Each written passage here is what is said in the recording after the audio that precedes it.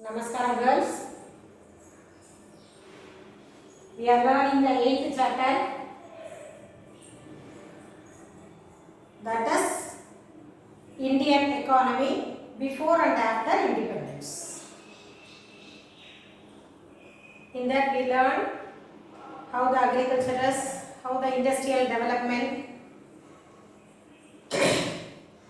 and we also learn the different type of large scale industries, small scale industries, and the role of small scale industries in the Indian economic development and other things. Today we are going to learn micro, small, medium enterprises. The word micro means already we have learned small.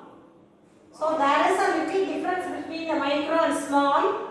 That means based on their investment and based on their productive service it differs. Okay. So we are going to learn micro, small, medium enterprises. In that we are going to learn the two subdivisions in the micro, small, medium. One is manufacturing services or manufacturing enterprises. The another one is service enterprises. While we are talking about manufacturing and service, we three subheading, that is micro, small and medium. What is the manufacturing criteria for the micro manufacturing industries? That is the investment in plant and machineries. Manufacturing means while they are producing, the investment and the production manufacturing, the investment, it does not exceed 25 lakhs. That means it should be less than 25 lakhs. If an investment is less than 25 lakhs, it is called micro manufacturing industries.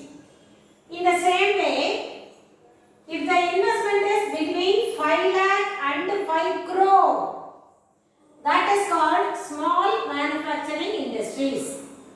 The investment on plant and the machineries it should be between 5 lakhs to 5 crore. That is called small industries. And if it is more than 5 crore, less than 25 crore, it is called medium manufacturing enterprises. So less than 25 lakhs micro, between 5 lakh and 5 crore small, 5 crore and 25 crore medium. So large scale industries more than 25 crore. The same way service enterprises also, that is micro, medium, small, the investment in equipment. So here we are studying about the plant and machineries. There we are studying about the equipment. It does not exceed less than 10 lakhs. It does not exceed 10 lakhs. And small, greater than 10 lakhs and less than 2 crore. If it is a medium service enterprise, the investment in equipment is more than 2 crore and less than 5 crore. So they have given the data based on their equipments and the plant and the machineries. And the next one we are going to see public and private sector banks. So we are going to study about the public sector banks. The public sector bank is a bank which is held by the government. That is the major share. That means more than 50% of shares. If it is held by the government, then it is called public sector. I already told you the word here public refers to government. So, if a bank or if the government has the share of more than 50% of a bank's shares or total investment capital, then it is called public sector bank, which is governed by the government. And the SBA, public sector bank, we all know that, isn't it? SBI, State Bank of India. It is a public sector bank, government bank. Why it is called a government bank? Because the bank's shares 58.60% of shares are held by the government.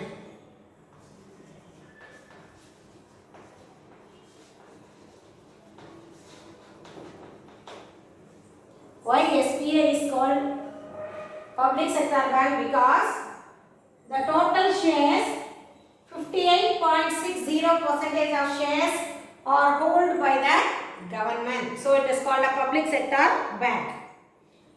So the public sector banks are classified into two big categories. One is nationalized banks, the another one is state banks and associates. So the public sector banks are classified into two. One is nationalized bank, the another one is state banks and its associates. So public sector banks are categorized into two types. If it is a nationalized bank, what is the difference between nationalized and state bank and associates? If it is a nationalized bank, it controls and regulates, or the government controls and regulates a banking activity. So if a government controls and regulating, managing the banking activity, it is called nationalized bank. தேசியமயமாக்கப்பட்ட வங்கி அப்படின்னு சொல்லுவோம். தேசிய உடைமையாக்கப்பட்டது அப்படின்னா, if it is controls by the government, if it is governed by the government, the entire activity of the banks are controlled by the government. The functioning, everything will be controlled by the government. If the government controls the bank's activity, it is called nationalized banks. Some examples for the nationalized are State Bank of India, Punjab National Bank, Bank of Baroda and other things. So here the government keep reducing the stake in the banks and when they sell shares. So they can also become minority shareholders in these banks. Sometimes it carries more shares, sometimes it also sells its share. Though it sells its part of their shares, the control is only by the government. And the next one is private sector banks. So as I said, the public sector banks are controlled by the government. The private sector banks are controlled by private bodies, corporations, institutions or individuals rather than government. So if the government controls a bank, it is called a public bank. If private bodies or corporation institutions are controlled, the bank activity means it is called private sector bank. So these are the banks controlled by the private or managed by private promoters. Out of the total banking sector, public sector banks constitutes 72.9% of shares, while the rest covered by the private. If you calculate in the number of terms, there are 27 public sector banks and 22 private sector banks. So if you calculate in the percentage, 72.9 is public sector, the rest is, what do you mean by rest? 17.1.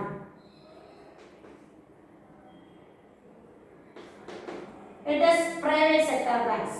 If you calculate in the numbers, there are 27 public sector banks and 22 private sector banks. So while we are studying about the public and the private sector banks are classified into two categories I told. One is nationalized bank, the another one is state bank and its associate. Now let us see what is nationalization of banks. What do you mean by nationalization? தேசிய உடைமையாக்கப்பட்ட தேசியமயமாக்கப்பட்ட வங்கின்னு சொல்லுவோம். So what do you mean by that? So after the independence, the government adopted the planned economic development. As I said already, we have studied the 5-year plans, isn't it? We are going to study the 5-year plans. So after independence, they thought about the planned economic activity. Everything should be go in a proper channel, proper method. So they planned for a planned economic development. So in that purpose only the 5-year plans they came into exist in the year 1951. I already told girls the next class, in the next video you are going to see that. So the 1951 they started the first 5-year plan which gives much importance to agriculture. And why they depend on economic planning? What is the aim for planning? So the main aim of the economic planning is to get a social welfare.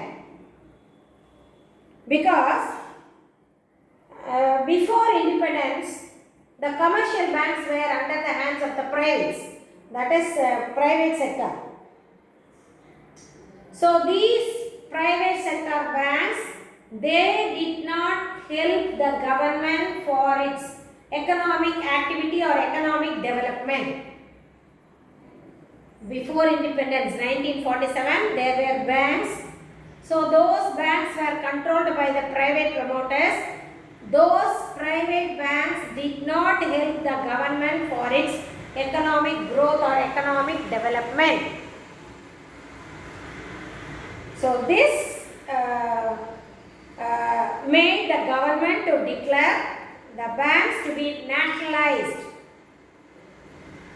So at first, 14 major commercial banks are nationalized in the year 1969. Initially, 14 banks were nationalized in the year 1969.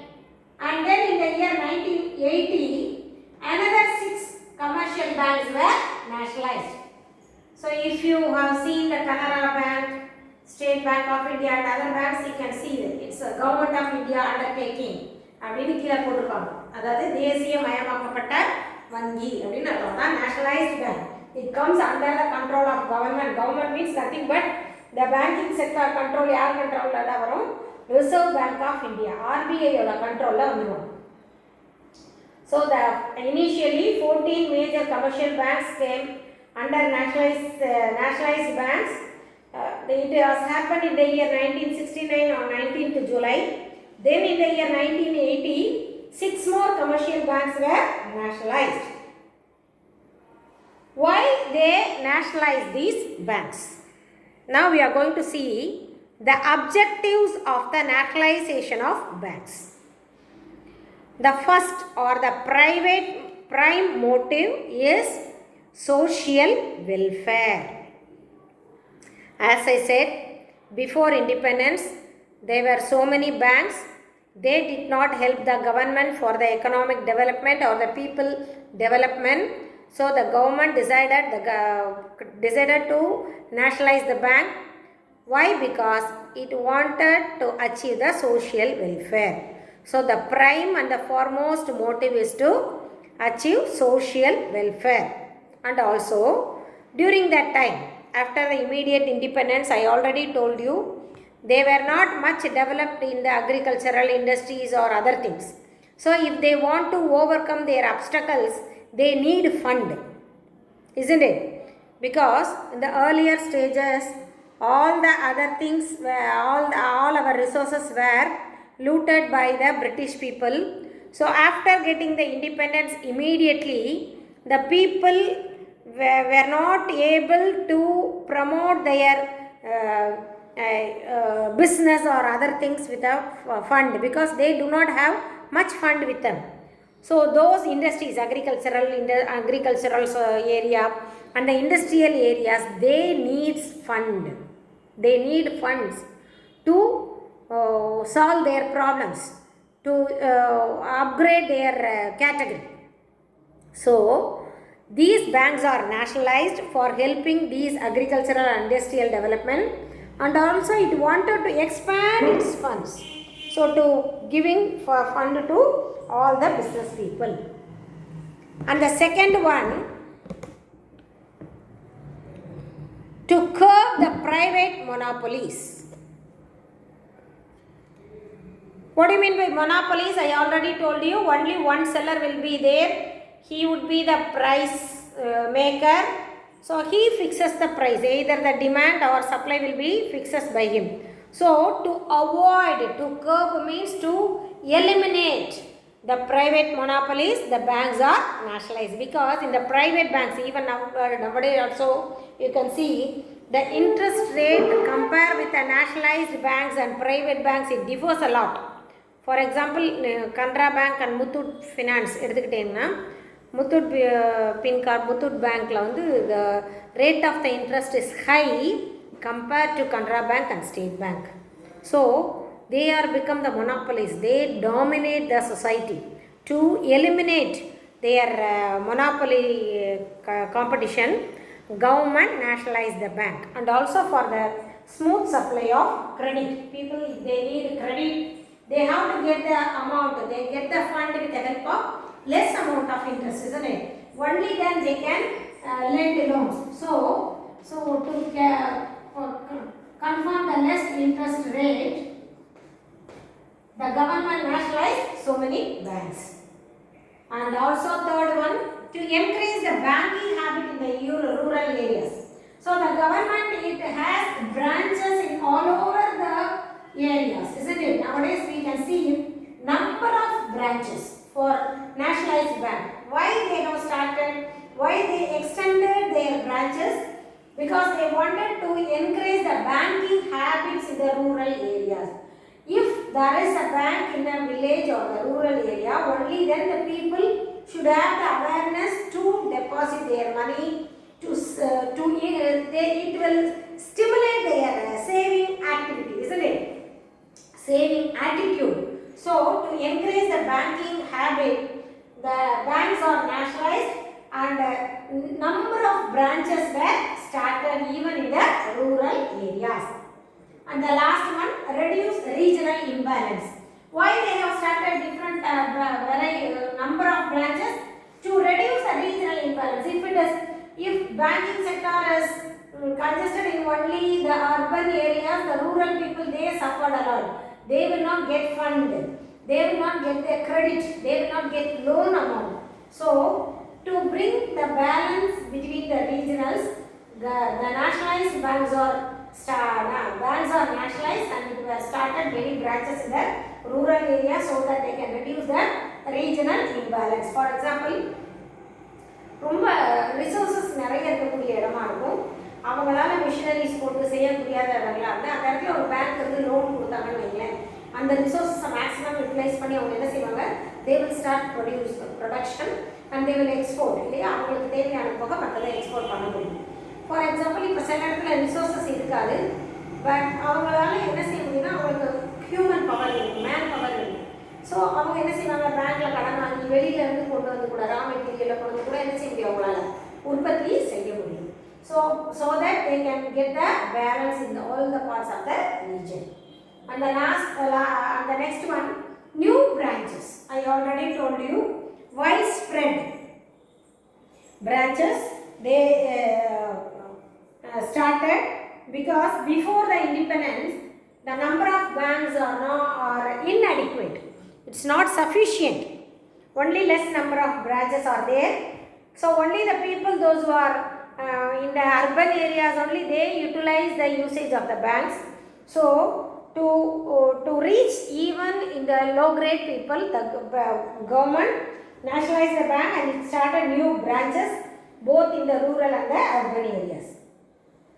At last, bank credit created the credit facility. சரி, இப்போ நிறைய கொடுக்குறாங்க இல்லையா credit facility. வேளாண்மை கடன், வீட்டுக்கடன், அதாவது வண்டி வாங்குறதுக்கு கடன் கொடுக்குறாங்க. செல்ஃபாக நீங்கள் ஒரு பிஸ்னஸ் பண்ணணுன்னா செல்ஃப் எம்ப்ளாய்மெண்ட் ஸ்கீமில் கொடுக்குறாங்க. So number of credit facilities are available nowadays. So banks created the credit facilities and so that it not only in the agricultural and also its allied activities. So many banks are nationalized. So the new economic policy in the year 1991, a number of the Indian bank industries facing the new horizons of competitions, efficiency and productivity. So all the development, even the villages and the slums, they depend, before that they depend on the money lenders. லேவாதேவி அப்படின்னு படிச்சிருப்பீங்க, சோஷியலில் இல்லை தமிழில் படிச்சிருக்கலாம். அந்த காலத்தில் வந்து லேவாதேவி கடன் கொடுக்குறாங்க அப்படின்னா they collect the interest in the high rate. இப்போ பேங்க்கில் நீ வந்து அக்ரிகல்ச்சரல் லோனோ இதுவோ வாங்கினேன்னா less interest rate you can get money. So large number of people in the village area and the slum, they depend on only the nationalized bank for their money, for their needing for their requirement of money. So by this we eliminate this landlords and other people, isn't it? Local money lenders and other things. So even though we have இப்போவும் நம்ம கேள்விப்படுறோம் இல்லையாடா, கந்து வட்டின்னு கேள்விப்படுறீங்க, metre வட்டி, run வட்டி நிறைய சொல்கிறாங்க இல்லையா. So number of people still they are there, though number of branches are there, banking sectors are there, till people, some of them they depend on money lenders. இந்த டெய்லி வேஜஸ்க்கு போகிறவங்களெல்லாம் பார்த்தீங்கன்னா அவங்க வந்து அப்படி மணி லெண்டர்ஸ்ட்டாக தான் வாங்குவாங்க. டெய்லி ஒரு 1000 ரூபாய் வாங்கிட்டு டெய்லி 100 ரூபாய் 10 நாளைக்கு கொடுக்குறேன் அப்படின்னு கொடுப்பாங்க. வாங்கும்போது 900 800 தான் வாங்கியிருப்பாங்க. ஆனால் within 10 days they have to repay 1000 rupees அப்படின்னு வரும்.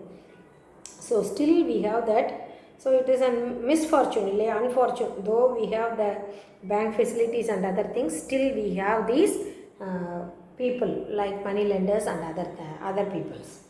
And then in the next video we are going to see about the 5-year plans.